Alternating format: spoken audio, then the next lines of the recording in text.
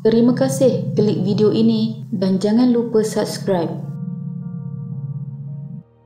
Mungkin dalam kalangan kita sudah banyak tahu mengenai adat istiadat tabal jin dalam Kesultanan Perak. Istiadat tabal jin adalah terma lama untuk istiadat tabal pusaka dan terma tersebut sudah tidak digunakan lagi pada hari ini kerana digantikan dengan terma istiadat tabal pusaka. Beberapa pengubahsuaian telah dilakukan kepada istiadat tabal jin agar tidak bertentangan dengan ajaran Islam sebagaimana yang telah dijelaskan oleh Mufti Perak. Hal ini bermakna istiadat ini telah ditapis dengan sebaiknya dan hanya adat yang tidak bertentangan dengan Islam sahaja yang masih diamalkan. Jadi, kita tidak perlu ragu-ragu atau memfitnah kerabat diraja Perak dengan tuduhan yang tidak berasas. Kesultanan Perak ini sangat unik kerana sultan mereka dipercayai mempunyai pendamping dalam kalangan jin Islam. Selain itu, Perak boleh dikatakan satu-satunya negeri yang mempunyai pawang diraja yang antara tugasnya ialah untuk menjaga jin kerajaan Perak. Benar atau tidak, kenyataan ini tidaklah dapat dipastikan, tetapi itulah apa yang rakyat Malaysia percaya.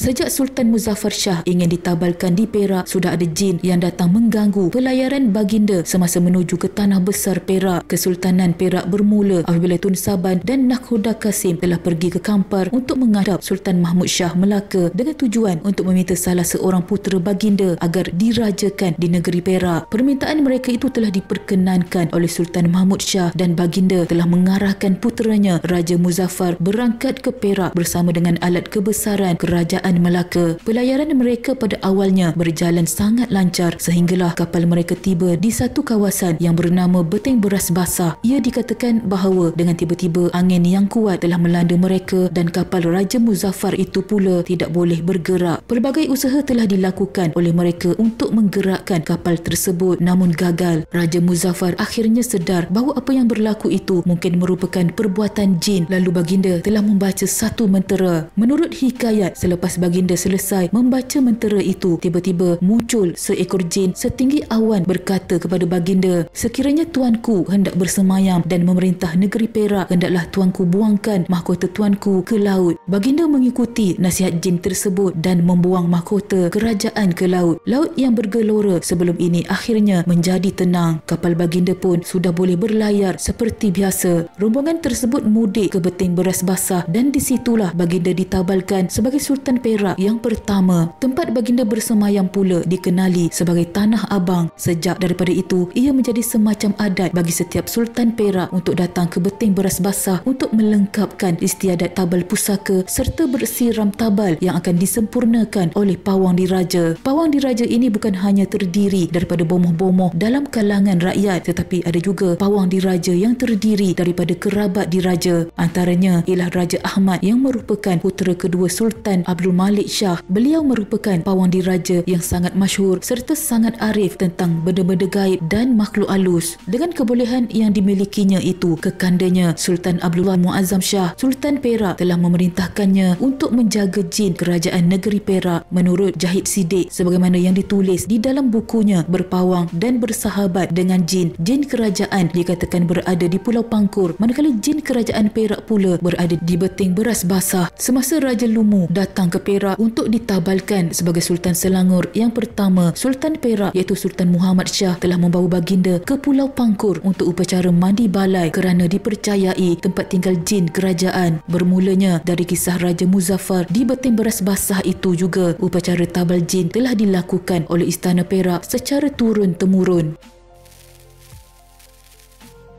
Istiadat ini akan dilakukan pada waktu malam di Balai Rongseri dan Panca Persada dengan disaksikan oleh kerabat raja yang terdekat serta pembesar-pembesar dan pemimpin Perak. Pada zaman dahulu, istiadat ini dijalankan apabila zaman pemerintahan anak gahara yang diangkat menjadi sultan sedang aman dan sempurna pemerintahannya. Perkisahan untuk istiadat ini bermula dengan pawang diraja memuja perkakas kerajaan selama 7 hari 7 malam. Panca Persada merupakan bangunan 4 persegi tirus meninggi ke atas seumpama piramid di mana akan diletakkan 2 buah kerusi khas untuk istiadat bersiram diraja sebelum ditabalkan menjadi raja dalam siri perayaan istiadat tabal raja. Pada zaman dahulu, panca persada ini dibina di kawasan tengah Sungai Perak, namun kini ia hanya dibina di perkarangan Istana Iskandariah. Pada malam yang ke-7 iaitu acara kemuncak untuk istiadat ini, Sultan bersama-sama dengan permaisuri negeri Perak akan dipersilakan untuk bersemayam di atas mercu panca persada dengan segala kelengkapan serta nobat dimainkan di hadapan panca persada. Kini upacara ini hanya dilakukan selama 3 hari sahaja. Selepas selesai upacara, baginda dan permaisuri akan turun dari istana dan akan mengelilingi panca persada sebanyak 7 kali. Setelah genap 7 kali keliling panca persada, kemudian dibawa naik pula ke panca persada. Lantas kemudian Sultan dan permaisuri disiramkan. Setelah selesai, Sultan dan permaisuri akan berarak balik ke istana dengan paluan nobat yang mengasyikkan. Setelah sampai ke istana, Sultan dan permaisuri pun akan bersalin pakaian. Lantas selepas itu akan berangkat ke Balai Rong Seri bersama paluan nobat di Raja Negeri Perak. Kemudian bersemayamlah Sultan bersama-sama dengan permaisuri negeri Perak di atas singgasana.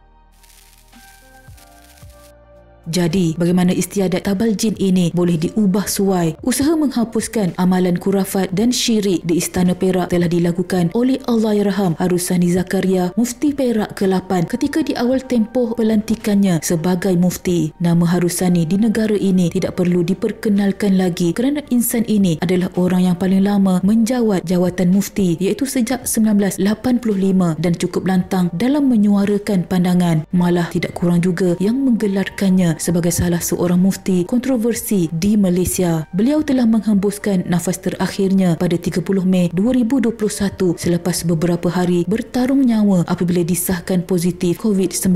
Semoga roh Allahyarham dicucuri rahmat. Antara amalan yang menjadi masalah besar menurut Allahyarham Harusani di Istana Perak pada masa itu adalah amalan tabal jin, iaitu adat menabal jin pada sebelah malam dan siangnya pula istiadat pertabalan Sultan Perak. Ini kerana dipercayai bahawa seseorang sultan itu didampingi oleh jin-jin. Berdasarkan cerita beliau, amalan ini bermula apabila semua orang yang berpakaian hitam masuk ke dalam dewan, menutup lampu dan hanya menyalakan lilin. Selepas itu, pawang diraja akan menyempurnakan upacara berkenaan. Maklum tentang amalan itu, Harusani kemudiannya segera menghadap Sultan Perak, Sultan Azlan Muhibbuddin Shah dan tanya tentang rasionalnya amalan itu diteruskan. Harusani juga membacakan ayat 6 dari surah jin. Tambah Harusani, disebabkan kesombongan jin itulah mereka berani meminta kita memberikan sajian seperti sembelihan lembu, kambing, ayam dan sebagainya. Amalan-amalan itu tidak lain dan tidak bukan hanya menjerumuskan kita semua ke dalam lembah syirik semata-mata. Mendengar nasihat dan penerangan itu, Sultan Azlan bersetuju dengan Harusani dan memperkenankan supaya amalan tabal jin dimansuhkan daripada istiadat Istana Perak. Amalan itu kemudiannya diganti dengan istiadat tabal pusaka yang hanya sekadar diiringi paluan nobat sebagai alat kebesaran dan dijirus air mawar. Selain tidak ada mentera yang digunakan. Dalam pada itu, beliau juga ada mengarahkan supaya adat pemakaian perhiasan emas berbentuk ular dimansuhkan selepas mendapat perkenan daripada Sultan Perak. Sekarang ini, semua yang dilakukan ini tidak lebih daripada adat istiadat semata-mata dan langsung tiada kaitan dengan jin maupun jembalang.